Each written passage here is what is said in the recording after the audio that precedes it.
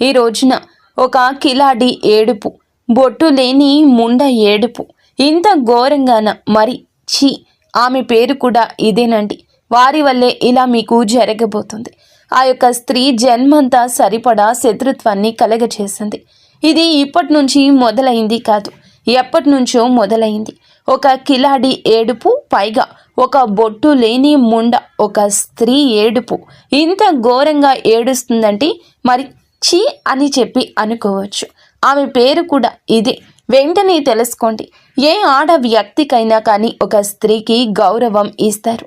ఇంత నీచంగా ఎందుకు మాట్లాడుతున్నాము అనేది ఈ వీడియో చివరి వరకు చూస్తేనే మీకు అర్థమవుతుంది. ఆలస్యం చేయకుండా వీడియోలోకి మనము వచ్చేద్దాము. ఎప్పుడైనా ఒక స్త్రీకి గౌరవం ఇవ్వాలి. ఎప్పుడు తను బొట్టు లేని స్త్రీగా మారుతుంది అని అంటే తన యొక్క భర్త చనిపోయినప్పుడు. అది అందరికీ కూడా తెలిసిన విషయమే. అటువంటి స్త్రీని కూడా ముండ అనే మాట వాడకూడదు. ఎందుకు అని అంటే ఏ స్త్రీ అయినా ఒక స్త్రీకి ఇచ్చే గౌరవం తప్పకుండా మనం ఇవ్వాలి. శ్రీ లలితాంబికాదేవి జ్యోతిషాలయం. భార్యాభర్తల మధ్య కలహాలు రావడం, పిల్లలు పెద్దల మాట వినకపోవడం, ఆరోగ్య సమస్యలు, ఆర్థిక సమస్యలు, విద్య ఉద్యోగ సమస్యలు, వ్యాపారంలో వ్యవసాయంలో నష్టాలు రావడం, శత్రుభయం, నరదిష్టి, నాగదోషం. మీ ఎటువంటి సమస్యలకైనా ఒక్కసారి గురువు గారిని సంప్రదించండి. గురూజీ శ్రీ గురవయ్య స్వామి గారు. Phone number 8988184444. ఏ స్త్రీ అయినా కూడా ఆది పరాశక్తితోటి సమానస్తురాలి. ఏ స్త్రీకైనా కూడా ప్రతి ఒక్కరూ తల వంచి నమస్కరించుకోవాల్సిందే. కానీ ఇక్కడ మనము ఈ వీడియోలో ఒక కిలాడి స్త్రీ, కిలాడి ముండా అనే స్త్రీ గురించి ఈ మాటలు ఎందుకు వాడాల్సి వచ్చింది అని అంటే ఈ రాశి వారు ప్రత్యేకంగా ఈ వీడియోని చివరి వరకు చూస్తే మీకే అంతా పూర్తిగా అర్థమవుతుంది ఎందుకు ఇలా మాట్లాడాల్సి వచ్చింది. ఒకవేళ ముందుగా ఈ మాటలు అన్నందుకు వీడియో చూసే వారికి తప్పుగా అనిపిస్తే దయచేసి మమ్మల్ని క్షమించండి. మరొక్కసారి చెప్తున్నాము, వీడియో చివరి వరకు చూస్తేనే మీకు బోధపడుతుంది. మేము కూడా ఒక స్త్రీగానే ఇదంతా చెప్తున్నామని ఆలకించండి. వ్యక్తిగతంగా వీరు ఎలా ఉంటారు అంటే చాలా మంచి మనస్కులండి ఈ రాశివారు. ఎదుటివారు కాస్త మంచితనం చూపించినా కానీ, ఎదుటివారు కాస్తంత ప్రేమను పంచినా కానీ వీరు చాలా వరకు వారి ప్రేమకు దాసోహం అయిపోతూ ఉంటారు. కానీ పైకి ప్రేమ చూపించడం అనేది వీరికి రానే రాదు. వీరి యొక్క మనసు చాలా సున్నితం అయినప్పటికీ కూడాను ఎదుటి వారితో కొంచెం అంటే కొంచెం ర్యాష్గా మాట్లాడుతూ ఉంటారు. అంటే ఎలా మాట్లాడుతారు అంటే కనుక ఏంటి, చెప్పు, ఆ పని అయ్యిందా, అవుతుందా, ఇలా అంటే అన్నం తిన్నారా, తినలేదా, ఇంకా అలాగే ఉంటారా, ఇట్లా ఉంటుందన్నమాట. అంటే ప్రేమ ఉంటుంది కానీ కొంచెం కఠినత్వం ఉంటుంది. అమ్మ అన్నం తిన్నావా, ఈ మాట వేరుగా ఉంటుంది. ఏయ్ అన్నం తినలేదు ఇంకా అని అనే మాట వేరుగా ఉంటుంది. అవును కదా, వీళ్ళు రెండో జాతికి చెందినవారు. అలా అని చెప్పి కఠినాత్ముల అంటే అదేం కాదు. చిన్నప్పటి నుంచి వీరు పెరిగిన వాతావరణం, వీరి చుట్టూ ఉండే పరిసరాలు, వీరు పనిచేసే దగ్గర ఉండే ఆ యొక్క పరిసరాలు, ఆ చుట్టూ ఉండే జనము, వీరందరి వల్ల కూడాను వీరి యొక్క మానసిక స్థితి అనేది ఈ విధంగా తయారయ్యింది. ప్రేమకు కొంచెం తక్కువగా నోచుకొని పుట్టారు అని చెప్పుకోవచ్చు ఈ రాశి వారిని. ఎందుకు అని అంటే గనక చిన్నతనం నుంచి కూడా వీరికి కుటుంబ బాధ్యతలు, బరువులు అనేవి వీరి మీద పడేసరికి కుటుంబాన్ని ఎలా పోషించాలి, అయ్యో నా కుటుంబ పరిస్థితి ఇంత ఘోరంగా అయిపోయింది, నా వంతు సహాయం నేను చేద్దాము, ఎంతో ఒక వేడి నీళ్లకు చన్నీళ్లు తోడులాగా నేను కూడా ₹1 సంపాదించి నా కుటుంబానికి ఇచ్చి సహాయపడదాము అనే ఉద్దేశ్యంతో వీరు చిన్నతనంలోనే ఆ చదువు ఏదైతే ఉంటుందో, కొంతమంది చదువుకుంటున్న పార్ట్ టైం జాబ్ లాగా చేసుకునైనా కుటుంబానికి ఎంతో కొంత విలువని ఇచ్చి, ఎంతో గౌరవాన్ని ఇచ్చి కుటుంబం కోసం ₹1ని చిన్న వయసు నుండి కష్టపడి అందజేశారని కూడా చెప్పుకోవచ్చు. ఇంత నా బిడ్డ కష్టపడుతున్నారు కదా, నా బిడ్డ ఇంత కుటుంబం గురించి ఆలోచిస్తున్నారు కదా అని చెప్పి ఈ యొక్క రాశి వారి యొక్క తల్లిదండ్రులు ఎవరైతే ఉన్నారో వీరు కూడా అంత ఎఫర్ట్ అనేది పిల్లల మీద పెట్టారు. ప్రేమ లేదా అంటే ప్రేమ లేదు అని మేము చెప్పము.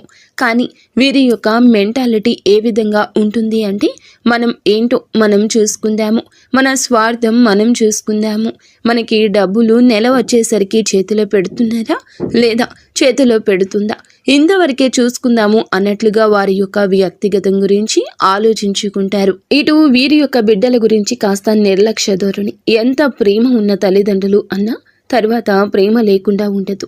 ప్రేమ ఉంటుంది, కానీ ఆ ప్రేమకు కూడా ఒక లిమిట్ అనేది ఉంటుంది. అంటే ఒక గీత అనేది వారే గీసుకున్నారు. ఆ గీత దాటి వాళ్ళు అడుగు బయటికి పెట్టి వాళ్ళ దగ్గరికి తీసుకోకపోవడం వల్ల కాస్తంత వీరికి మూర్ఖత్వం అనేది పెరిగిపోయింది.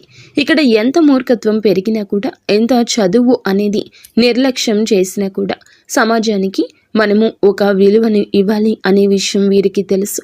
ఇక్కడ మనకి సమాజం, మన యొక్క జీవితం అనేది ఎంతోమంది వ్యక్తుల ద్వారా ఎన్నో గుణపాఠాలు నేర్పిస్తుంది. మనుషులతో ఎలా మాట్లాడాలి, ఎలా ప్రవర్తించాలి, డబ్బు కోసం ఏ పని చేయాలి, ఏ దారిలో వెళ్తే మనకి గౌరవం పెరుగుతుంది, ఇవన్నీ కూడా వీరి చుట్టూ పరిసరాల నుంచి నేర్చుకున్నవి చాలా ఎక్కువగా ఉంటాయన్నమాట. కాబట్టి ఈ రాశి వారు ఇన్ని కష్టాలు పడి ఇంతగా ఆ యొక్క పరిస్థితులన్నీ ఎదుర్కొని తట్టుకొని చిన్న వయసు నుండే కుటుంబ బరువు అనేది భుజాల మీద వేసుకుని వీళ్ళకంటూ ఏ కష్టాలు వచ్చినా అన్నింటినీ తట్టుకొని జీవితంలో వయస్సులో అనుభవించాల్సిన సుఖాలను వీరు అనుభవించలేకపోయారు. కాబట్టి వీరు ఈ యొక్క ఆ మానసిక స్థితి అనేది కొంచెం కఠినత్వంగా మారిందే తప్ప వీరు యాక్చువల్గా అయితే చాలా అంటే చాలా మంచి మనసు ఉన్నవారు. కుటుంబం కోసం త్యాగం చేస్తారు. రేయింబవళ్ళు కుటుంబం కోసం కష్టపడి పని చేస్తారు. కష్టపడి కుటుంబం కోసం ఎక్కువ ప్రాముఖ్యత ఇస్తారు. వారికంటూ సమాజంలో ఒక గుర్తింపు తేవాలి, నలుగురిలో వారికంటూ ఒక విలువ తీసుకొచ్చి పెట్టాలి, వారికంటూ ఒక స్థానాన్ని మనమే ఏర్పరచాలి అనే ఉద్దేశ్యంతో, అంటే వారు కష్టపడి ఒక కొవ్వొత్తిలాగా వెలుగునిస్తూ వీరు కరిగిపోతారు అని కూడా చెప్పొచ్చు. అంత త్యాగం అనేది ఈ రాశి జాతకుల్లో ఉంటుంది. కానీ ఇంత చేస్తున్నాను అని చెప్పి బయటకు మాత్రం చూపించారు. అటువంటి వ్యక్తిత్వం కలిగిన వారు ఈ యొక్క రాశివారు. కానీ ఎవరి కష్టాలు వారు పడుతున్నా కూడా, ఎవరి బాధలు వారు పడుతున్నా కూడా, ఎవరి నొప్పిని వారు అనుభవిస్తున్నా కూడా ఇక్కడ బయట పరిస్థితులు ఏ విధంగా ఉన్నాయంటే, మనం రూపాయి పెట్టి ఒకళ్ళ చేత పని చేయించుకుంటున్న ఏడుపే, మన రూపాయి పెట్టి మనం ఏదైనా ఒక ఆటో కానీ ఒక కారు కానీ మన ఇంటికి పిలిపించుకొని అది ఎక్కి వెళ్ళినా కూడా ఏడుపే. మనం రూపాయి పెట్టుకుని ఏదైనా ఒక మంచి చీర కట్టుకున్నా బయటికి ఇలా కనిపించినా కూడా ఏడుపే. ఒక బంగారం చేయించుకున్న ఏడుపే, కాస్త ఇల్లు వైనంగా మార్చుకున్న ఏడుపే, ఏదైనా పొలం కొన్న ఏడుపే, స్థలం కొన్న ఏడుపే, ఇల్లు కొన్న ఏడుపే. ఈ ఏడుపులన్నీ ఎక్కడి నుంచి వస్తున్నాయి? మన మీద పడి ఏడవాల్సిన అవసరం ఒకరికి ఎందుకుంటుంది? ఇంత ఏడ్చి వారు సాధించేది ఏమిటి అంటే కనుక, ఇక్కడ ఏడ్చేవారు ఎవరు అనే మాటకు వస్తే మొదటిగా ఏడ్చేవారు బయటవారు కాదు, మీకు మీ ఇంట్లో ఉన్నవారు ఇక్కడ ఎక్కువగా ఏడుస్తూ ఉంటారు. మీరు 100% నమ్మినా నమ్మకపోయినా కానీ మీ యొక్క కుటుంబంలో మీరంటూ కూడా కొంతమందిని నమ్ముతారు. మీకంటూ ఎవరైతే ఆ యొక్క స్త్రీ ఇంపార్టెన్స్ ఇస్తారో, ఎవరైతే ఎక్కువగా మీరు నమ్ముతున్నారో, ఎవరైతే నా వాళ్ళు అని చెప్పి ప్రేమ చూపిస్తారో, ఇక్కడ రక్త సంబంధం గుర్తుపెట్టుకోండి. ఈ యొక్క రక్త సంబంధం ఎవరైతే ఉన్నారో ఆ స్త్రీకి ఇప్పుడు ప్రస్తుతానికి భర్త కూడా లేరు. ఈ యొక్క రక్త సంబంధంతో పాటుగా ఈ యొక్క రక్త సంబంధానికి ఇష్టమైన బయట స్త్రీ ఒకరు కూడా ఉన్నారు. వారు కూడా మీ ఇంట్లో వారే, మీ ఇంటి పేరు ఉన్నవారే. ఇక్కడ అర్థమైంది కదా, రక్త సంబంధం. రక్త సంబంధానికి తోడుగా బయట వ్యక్తి, ఆ బయట నుండి వచ్చిన వ్యక్తి మీ ఇంటికి వచ్చిన వ్యక్తి, మీ ఇంటికి వచ్చిన వ్యక్తి కాబట్టి మీ ఇంటి పేరు, మీ ఇంటి తాలూకా, మీ ఇంటి సిద్ధాంతం, మీ ఇంట్లో ఉండే వ్యక్తి. ఇక దీన్ని బట్టి మీరు అర్థం చేసుకోండి. కానీ ఈ యొక్క స్త్రీల ఏడుపు వల్ల ఏం జరుగుతుంది, మాకేం నష్టం వచ్చింది, వారు ఏడుస్తున్నారు అని ఇంత ఖచ్చితంగా మీరు ఎలా చెప్పగలుగుతారు అంటే చెప్తాము వినండి.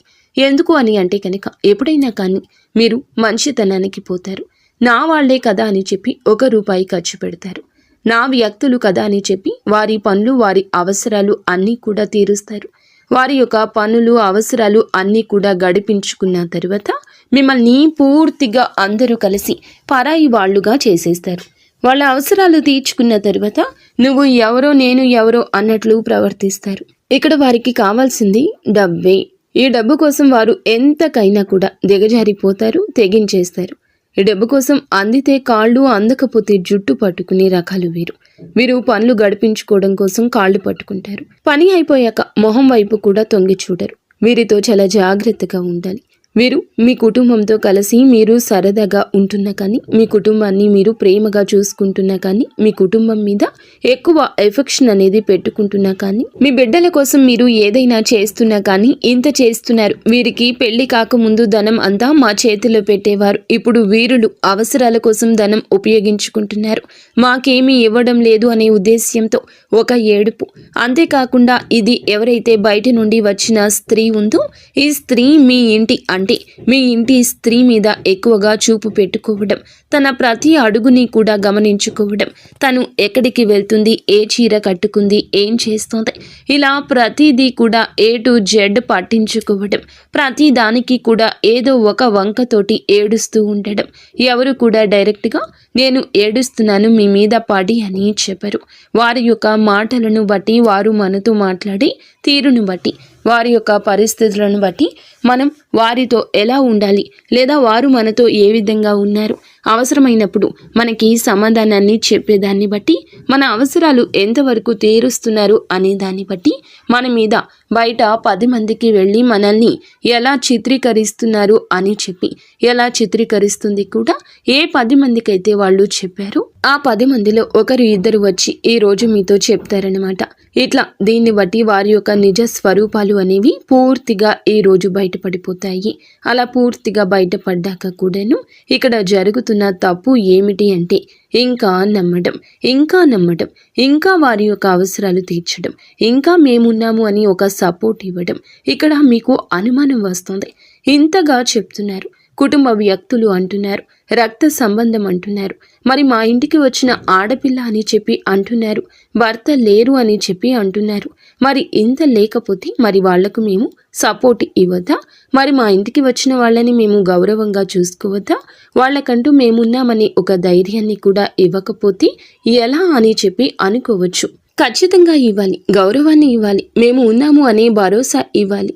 ఎలా, ఎప్పుడు, ఎందుకు అనే విషయం మీరు ప్రశ్నించుకుంటే మీ బిడ్డల మీద కూడా అంతే ప్రేమ చూపించాలి కదా, మీ మీద కూడా అంత గౌరవాన్ని వారు ఇవ్వాలి కదా. మీకు కూడా అవసరమైనప్పుడు అంతే విధంగా మీరు చేసిన పనిని మనసులో పెట్టుకుని విశ్వాసాన్ని చూపించాలి కదా. మరి ఇవి ఏవీ లేనప్పుడు ఇంత చేసిన ఉపయోగం ఏముంటుంది చెప్పండి? ఎప్పుడైనా కానీ అటు నుండి ఉండాలి, ఇటు ఉండాలి, ఇటు ఉంటే అటు ఉండాలి అని చెప్పి మన పెద్దలు చెప్తారు.